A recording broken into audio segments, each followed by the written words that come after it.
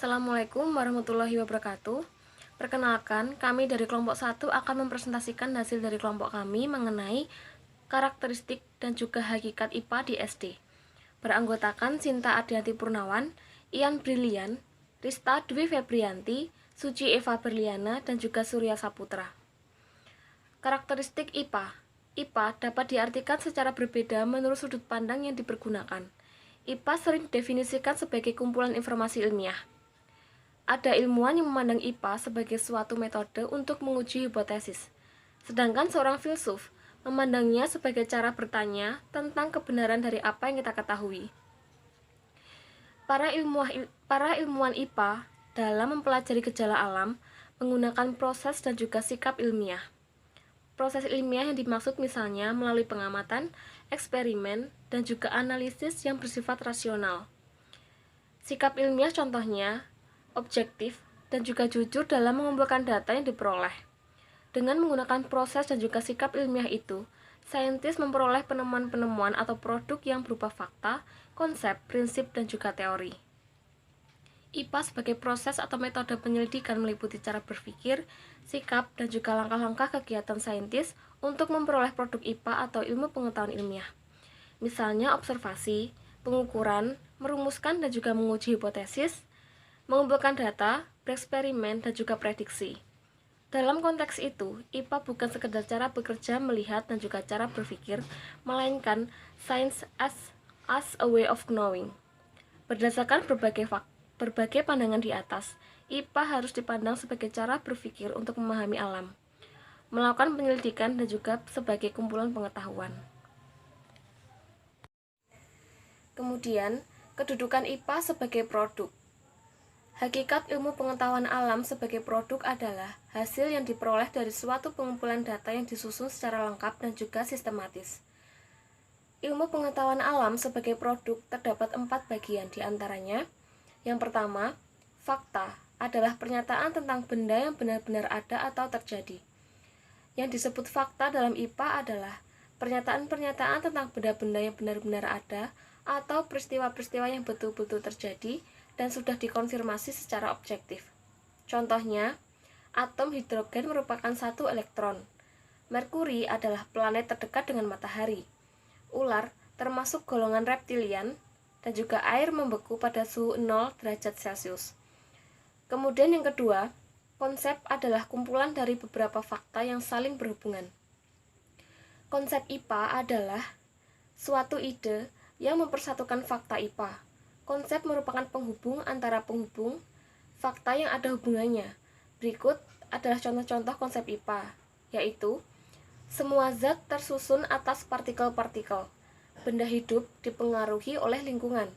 Materi akan berubah tingkat wujudnya bila menyerap atau melepaskan energi. Kemudian yang ketiga, prinsip. Prinsip adalah kumpulan dari beberapa konsep. Prinsip IPA adalah generalisasi tentang hubungan di antara konsep IPA. Contohnya, udara yang dapat memuai adalah prinsip yang menghubungkan konsep udara, panas, dan juga pemuaian.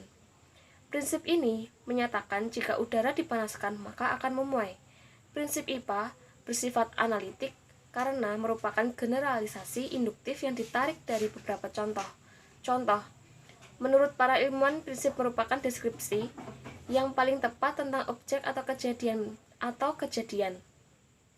Prinsip dapat berubah bila observasi baru dilakukan, karena prinsip bersifat tentatif.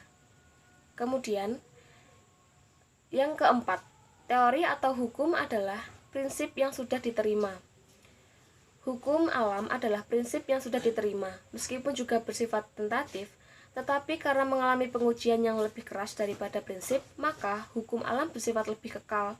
Hukum kekekalan energi misalnya berkata bahwa dalam suatu interaksi tidak ada energi yang diciptakan maupun dimusnahkan, tetapi hanya berubah dari suatu bentuk ke bentuk yang lain. Dalam tahun 1905, lama sesudah hukum kekekalan energi dirumuskan, Einstein menunjukkan bahwa energi dapat diciptakan dari materi di bawah kondisi khusus.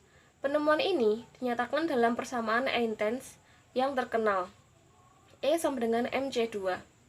Hal ini menyebabkan hukum kekekalan energi harus diperluas. Kemudian, teori ilmiah merupakan kerangka yang lebih luas dari fakta, konsep, dan juga prinsip yang saling berhubungan. Suatu teori merupakan model atau gambaran yang dibuat oleh ilmuwan untuk menjelaskan gejala alam. Seperti halnya prinsip dan juga hukum alam, teori pun dapat berubah jika ada bukti baru yang berlawanan dengan teori tersebut. Contohnya, model atom seperti susunan tata surya dengan elektron berputar pada orbitnya di sekitar intinya tumbang dan digantikan oleh teori kuantum yang menggambarkan elektron seperti awan bermuatan negatif melingkupi inti atom. Contoh lainnya, teori geosentrik alam semesta yang menonjol 500 tahun yang lalu sekarang hanya merupakan bagian dari sejarah dan tidak berlaku lagi.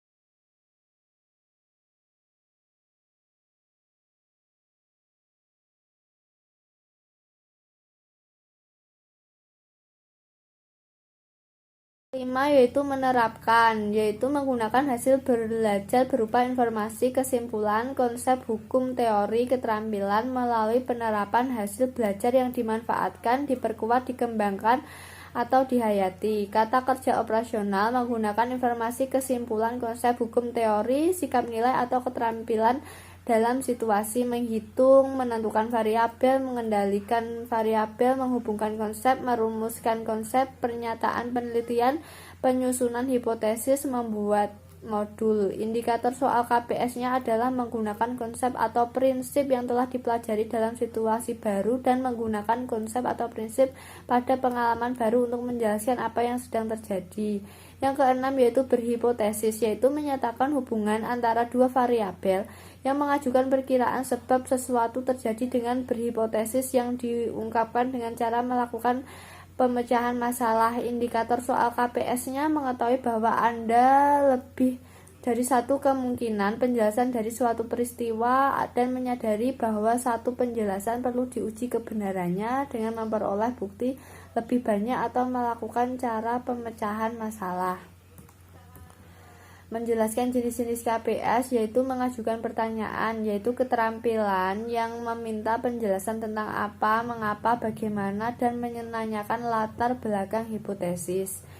Merencanakan penelitian yaitu keterampilan yang amat penting karena menentukan berhasil tidaknya penelitian. Keterampilan ini perlu dilatih karena selama ini pada umumnya kurang diperhatikan atau kurang terbina. Pada tahap ini ditentukan masalah atau objek yang akan diteliti, tujuan dari ruang lingkup penelitian, sumber data atau informasi, cara analisis, alat dan bahan dan sumber yang diperlukan, jumlah orang yang terlibat, langkah-langkah pengumpulan dan pengelolaan data atau informasi, serta tata cara melakukan penelitian.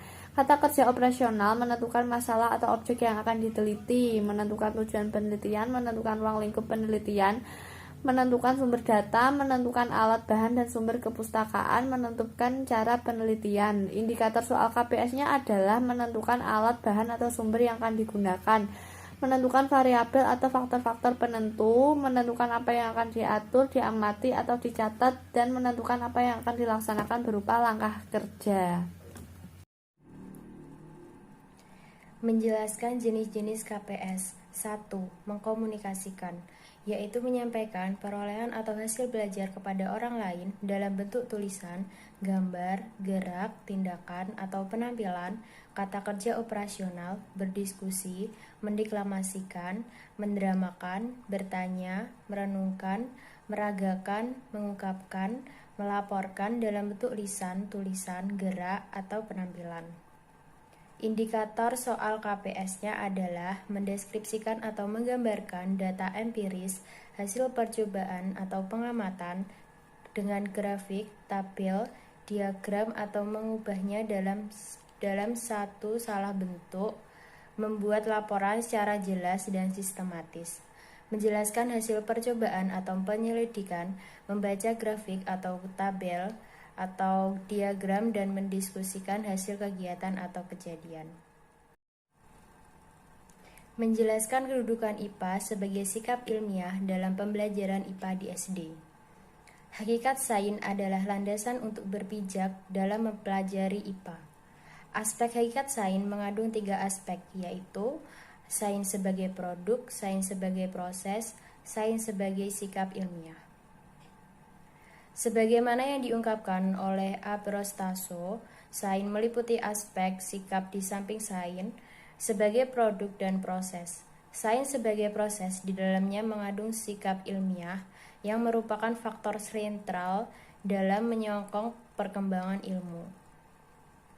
Pembelajaran IPA diarahkan dengan cara mencari tahu tentang alam secara sistematis, sehingga IPA bukan hanya merupakan penguasaan pengumpulan pengetahuan yang berupa fakta-fakta, konsep-konsep, atau prinsip sains, tetapi juga merupakan suatu proses penemuan dan pembentukan sikap ilmiah.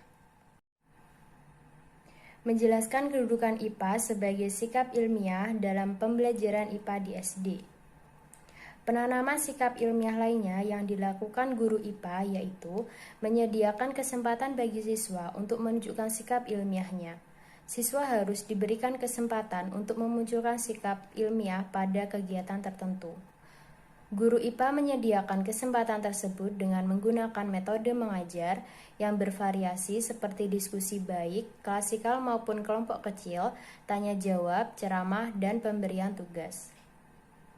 Metode diskusi dapat membantu siswa menunjukkan sikap ilmiah. Hal ini sesuai dengan pendapat Surya Subroto bahwa salah satu keuntungan metode diskusi yaitu dapat menumbuhkan dan mengembangkan rasa berpikir dan sikap ilmiah. Metode diskusi berjalan dengan baik apabila siswa berpartisipasi aktif dalam kegiatan diskusi tersebut, sehingga siswa bisa menunjukkan sikap ingin tahu, sikap objektif terhadap data atau fakta, sikap berpikir kritis, sikap berpikiran terbuka, dan sikap kerjasama. Metode tanya-jawab hampir sama dengan metode diskusi, di mana dibutuhkan interaksi yang positif antara guru dan siswa agar berjalan dengan baik, sehingga siswa bisa menunjukkan sikap objektif terhadap data atau fakta, sehingga berpikir kritis dan sikap berpikiran terbuka. Menjelaskan paradigma konstruktivisme dalam pembelajaran IPA di SD. Konstruktivistik merupakan metode pembelajaran yang lebih menekankan pada proses dan kebebasan dalam menggali pengetahuan serta upaya dalam mengkonstruksi pengalaman, atau dengan kata lain teori ini memberikan keaktifan terhadap siswa untuk belajar menemukan sendiri kompetensi, pengetahuan, atau teknologi, dan hal ini yang diperlukan guna mengembangkan dirinya sendiri. Dalam proses belajarnya pun memberi kesempatan kepada siswa untuk mengemukakan gagasannya dengan bahasa sendiri, untuk berpikir tentang pengalamannya, sehingga siswa menjadi lebih kreatif dan imajinatif serta dapat menciptakan lingkungan belajar yang kondusif. Pembentukan pengetahuan menurut konstruktivistik memandang subjek untuk aktif menciptakan struktur-struktur kognitif dalam interaksinya dengan lingkungan. Dengan bantuan struktur kognitifnya ini, subjek menyusun pengertian realitasnya.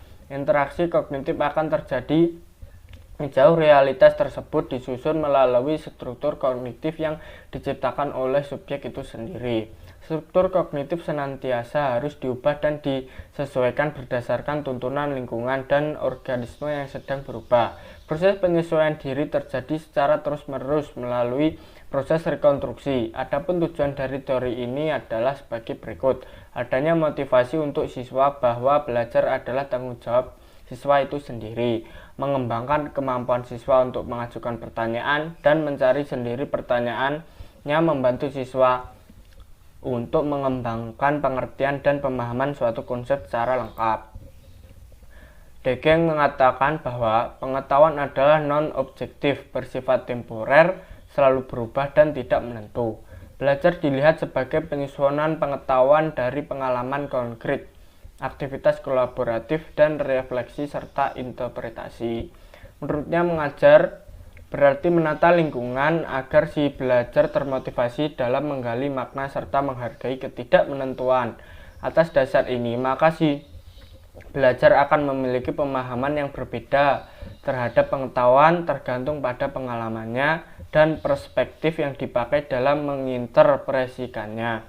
Unsur-unsur penting dalam teori konstruktif 1. Memperhatikan dan memanfaatkan pengetahuan awal siswa. 2. Pengalaman belajar yang autentik dan bermakna. 3. Adanya lingkungan sosial yang kondusif. 4. Adanya dorongan agar siswa mandiri. 5. Adanya usaha untuk mengenalkan siswa tentang dunia ilmiah. Kesimpulan, IPA secara harafiah dapat diartikan sebagai ilmu pengetahuan alam atau yang mempelajari peristiwa-peristiwa yang terjadi di alam. Serni M. Iskandar 1996-1997. Sedangkan Pata Bundu 2006 menyatakan bahwa IPA adalah proses kegiatan yang dilakukan para saintis dalam memperoleh pengetahuan dan sikap terhadap proses kegiatan tersebut. Hal ini mengandung makna bahwa IPA bukan hanya kumpulan pengetahuan, tetapi merupakan proses pencarian yang sistematis dan berisi berbagai strategi di mana menghasilkan kumpulan pengetahuan yang dinamis. Secara garis besar, ilmu pengetahuan alam memiliki 3 komponen, yaitu IPA sebagai produk, IPA sebagai proses, dan IPA sebagai sikap ilmiah. Hal tersebut sejalan dengan fungsi dan tujuan pembelajaran ilmu pengetahuan alam yang bukan hanya kumpulan pengetahuan dan fakta untuk dihafal, tetapi ada proses aktif menemukan, menggunakan pikiran dan sikap dalam mempelajarinya, sehingga dapat mengembangkan keterampilan proses siswa untuk menyelidiki alam sekitar, memecahkan masalah, dan membuat keputusan. Pembelajaran IPA di SD juga memiliki ruang lingkup bahan kajian yang secara umum meliputi 2 aspek, yaitu kerja ilmiah dan pemahaman konsep. Sekian yang dapat kami sampaikan. Apabila kurang lebihnya kami mohon maaf. Wassalamualaikum warahmatullahi wabarakatuh.